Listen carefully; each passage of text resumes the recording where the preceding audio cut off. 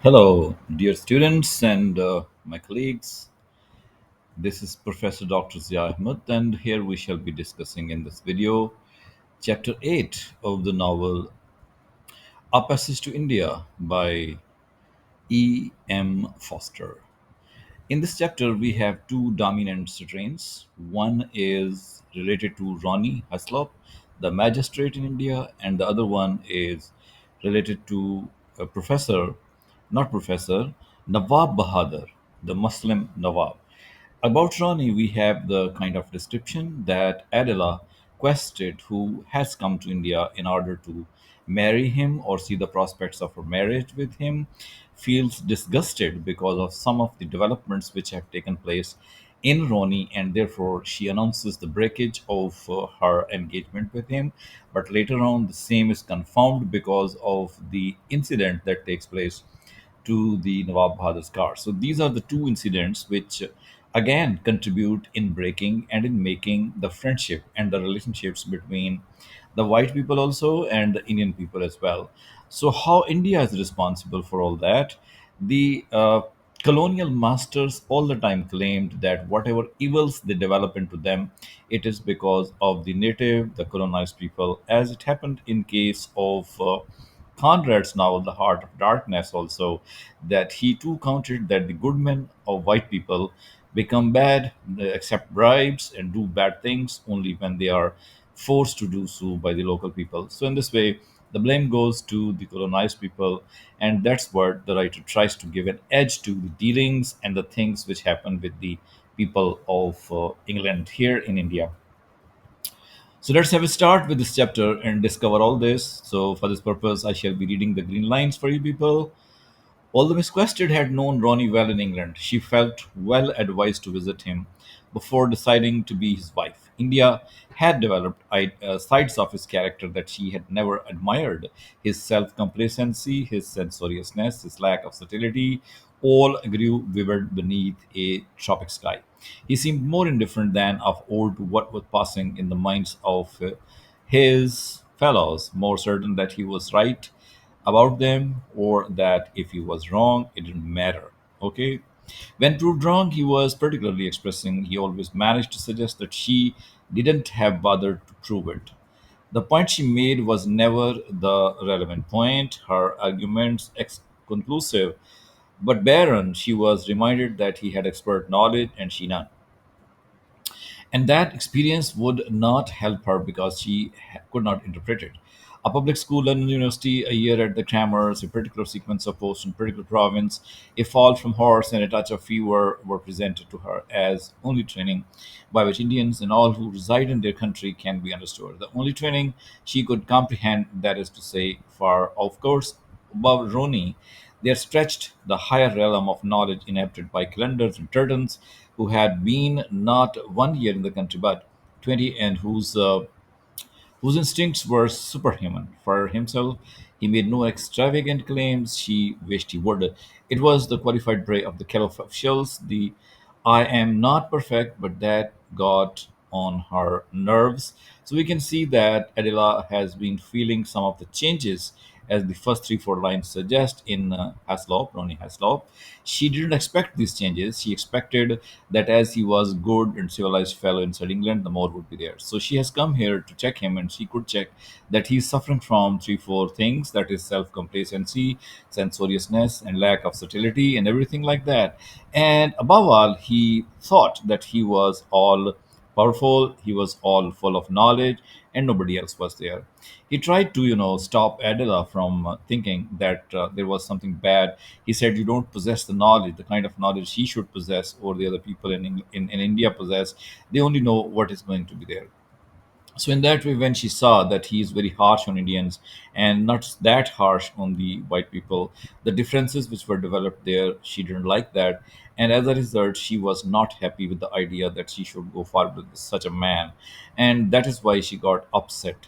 This upsetness can possibly be traced in other things as well. For example, here we have the interview between the mother of Mr. Ronnie Haslop, for example, and the description of Dr. Aziz that he too had. For example, here we see that in yellow line, I was only thinking how the worthy doctor's collar climbed up his neck.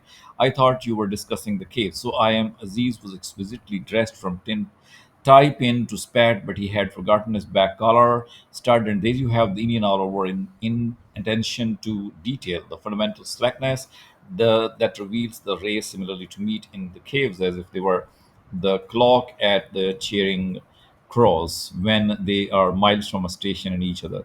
So in this way, once again, Ronnie is trying to pin up the Indians with the slackness and with the inattention to the details, and in a way trying to say that they were not that capable as they were being taught by his mother or by his fiance. So in this way, one can see there is the traditional kind of apathy, or one can say the kind of dislike for the people who were good and civilized inside India. Also, this was not tolerated. This was not born.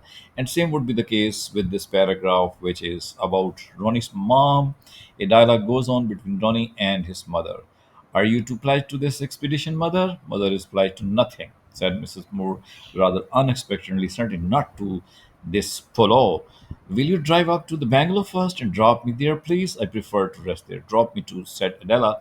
I don't want to watch polo either, I'm sure. Simpler to drop polo, said Ronnie, tired and disappointed. He quite lost self control and added in the loud, lecturing voice, I won't have you messing about with Indians anymore.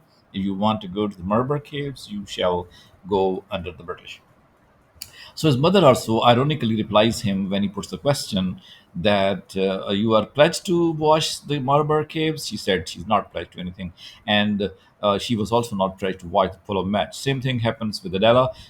She also doesn't want to watch the match. She wants to go to the home, and there she wants to take some rest. This is what is happening. So it means that there's a kind of tension developing between the three people, Moore, Mrs. Moore, and Adela, and then it's Ronnie himself. And the cause is Ronnie himself because he wants, as he says in the end of this paragraph, that I won't have you messing about with aliens. This is the big of his problems, and he suffers from this problem, as attested by Adela also in the last paragraph. If you want to go to the Marbar Caves, you will go under British auspices. For example, here in the last line, he speaks out his intention that you cannot go alone. There would be the British kind of control there. So that is his possessiveness of his colonial system, and his like and dislike for other people. Okay, then Adela talks to him by saying that she wanted to talk something good or something bad to him. In the second line of these brown lines, we see that she says, I have finally decided we are not going to be married, my dear boy. And in answer to this, he becomes upset, but then he controlled himself. The last line say, he controlled himself and said gently, you never said we should marry, my dear girl. You never bound either yourself or me. So that is the intention of Adela, who has declared that she doesn't want to marry him. He was shocked, first of all, but then he collected himself and gave the answer. You never said you wanted to marry me. So in this way, there is a kind of dialogue going on which is based on the like and dislike, and the woman is having an upper hand that if she likes, she can marry. If she doesn't like, she cannot marry. So that is in that way again. Once again, the civilizational superiority of the white man is talked about here. Such a thing cannot be said or could not be said in the South Asian territories. That was possible only there in England, and here that right is being exercised by that small, young girl. And he felt very angry as we see that he was to tempt her back, but he did not consider that she had behaved badly because where his compatriots were concerned, he had generous mind. The last sentence here again says that he had a different view and behavior with the Indians and a different behavior with the English people. That's why it's being said in the end of this line, because where his compatriots were concerned, he had a generous mind. So that is what he was actually. So double standards, dealing with the Indians in a different way and trying to talk to the other people in a very different way. In the middle of the chapter, the writer tries to ease some of the tension which was created in the first part of the chapter. So it is here that Mr. Roni and Adela and other people, whoever were present, they were discussing about the birds. Some birds were beaters, some were parrots, and whatnot. So in this way, the environment has been brought to light up to some extent because of all that. So it's not important for us. For us, important is this paragraph possibly uh, In fact, there is something which possibly might happen in the in the chapter or in the whole story. For example, we see here, "How do you do?" said Adela, likewise pulling herself together. She held out her hand. The old gentleman judged from so wanton a gesture that she was new to his country, but he paid little heed. Women who exposed their face became, by that, one act as mysterious to him that he took them at the valuation of their manpower rather than at his own. Perhaps they were not immoral, and anyhow, they were not his affair. Here, Nawab Bahadur is here in another introduction to the character of the story, that he comes up and he wants to meet these two people, Adela and Roni, and he sees that Adela offers her hand to him as a good gesture of handshake or to say hello. That could be normal in England, but here it was taken by Nawab Bahadur to be somewhat abnormal. Not only abnormal, but also he thought that if this woman is offering her hand as a gesture of kindness, then it must be that she is a new one. Because once the people come in India, they have the kind of grudge, they have the kind of feeling that they have not to touch the Indians. So that is why it was not possible to shake hand with her. But then we can see that Nawab Bahadur's kind of psychology, his idea about the British woman and the colonizers, that is also shown in this behavior. Let's proceed further and see what other things happen because of Nawab Bahadur, because he was having a new car and everywhere he was traveling, his grandson was traveling with that, and now he was to take care of these two people, Adela and Roni, also in his car. For example, what happens? Let us see. All over, yes, the danger is past. Let us smoke cigarette. Let us do anything we please. Oh, yes, enjoy yourself for my mercy of God. His word died into Rebecca again. Wasn't the bridge? He skidded. We didn't skid, said Adela, who had seen the cause of the accident and thought everyone must have seen it. We ran into an animal. A loud cry broke from the old man. His terror was disproportionate and ridiculous. And animal, a large animal rushed up out of them. So accident has taken place. Nawab Bahadur's car has struck the tree and is broken down, and people are thinking why it happened. What was the reason behind that? Nawab Bahadur, as usual, is thinking about God's mercy, and but then the real thing, as Adela says, that she had seen some animal who had come in the middle of the road, and that is why the accident took place. So, reasonable attitude on the part of the English has been pointed out, and the faith and everything responsibility for putting to God type of attitude is here shown by that person. So in that way, we have the situation where the accident has taken place and Adele and Roni are in the car and they are alone also. And let's see what happens next. Okay, so they start thinking that some external force had impinged, but the road had been used by too many objects. So in this way, again and again, the thing is being said that some kind of ghost, some kind of animal, or other thing, or buffalo might have come, and because of this accident has taken place. Whatever the cause may be, it has brought an opportunity to Ronnie and to Adela to stay for some time together, very close to each other. The possibility is that they may be having restoration of their relationship. And here in these three lines, we read that another car is coming, the fast one, and it was written Mudgul State. So the car was coming from Mudgul State, and that driver was Miss Derrick, the young woman, the young British woman who was driving that car. That car has come from the opposite direction. So when they see that car, they feel very good because in this way they will be able to go home, and Nawab Bahadur also wants to go home with them. So that is why they try to create an arrangement. In the car, there are two dogs already present, and one is Adela, one is Ronnie, one is the driver, Miss Derek, and all these things combined together. It is Nawab Bahadur who will have to hold the dogs when he sits in the front seat. So this is what is going to happen, that Miss Derek is very happy, and we don't need to waste our time on the behavior of Miss Derek. She says that she has been a driver to Maharani of Mudgal, and therefore she could use her car, and with different kind of excuses she could do that, and she was doing it, and in that way she was thinking that she could, cheat, she could get favors, everything she can do so. And so, with the passage of time, Roni is also thinking all that and is understanding the role of the white people in the courts of the Nawabs and the Begums, and this perhaps he didn't like. He says that it is not good, but that Miss Derek is very happy because he says that once she loses the favor with one Maharani, she goes to another one, and in that way continuously cheats everyone and enjoys the favors from the other people. So in that way, this is something which on the characters of Miss Derrick has also been revealed, though it's not important. But still, the mention is there that Miss Derrick in her car had come. So the car is there, and people are now sitting inside the car, and they, are trying to go together, and so Mrs. Moore was inside it. It was for Miss Quested to speak, and she said nervously, "Ronnie, I should like to take back what I said on the Medan." He assented, and they became engaged to be married in consequence.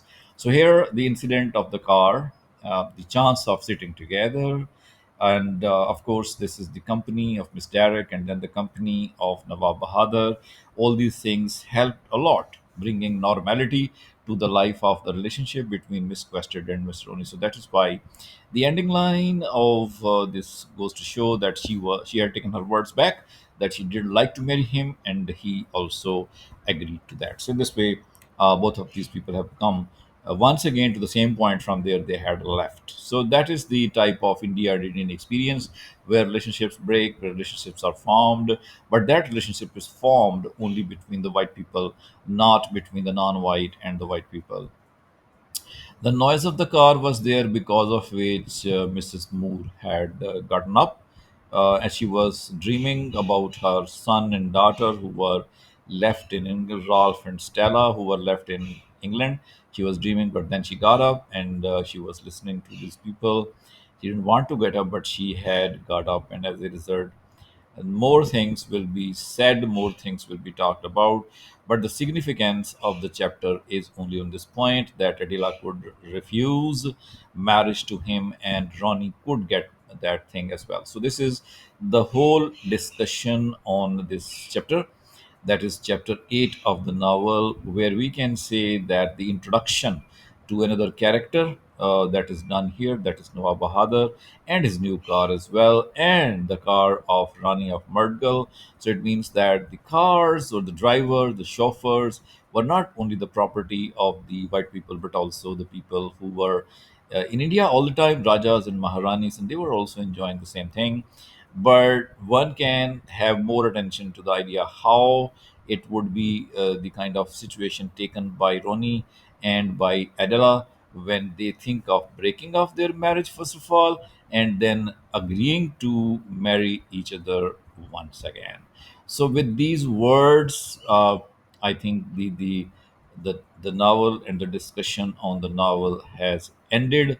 We shall be talking next time about chapter 8. Chapter 8 is this one. We shall be talking about chapter 9. So, if you have understood something out of this chapter, chapter 8, and have enjoyed that, do not fail to hit the subscribe button, the like button, and comment also if you like to. And then, so saying goodbye, see you in some next video.